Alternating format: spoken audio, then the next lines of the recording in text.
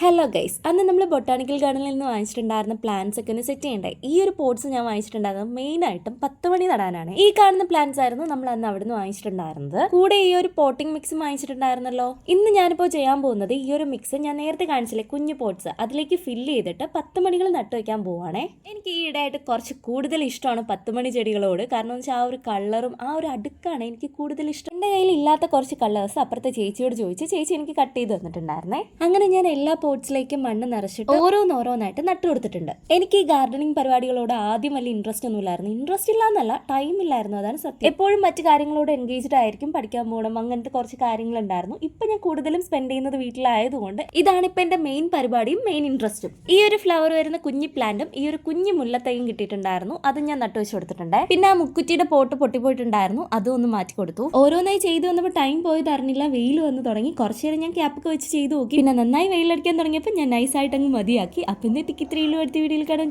By.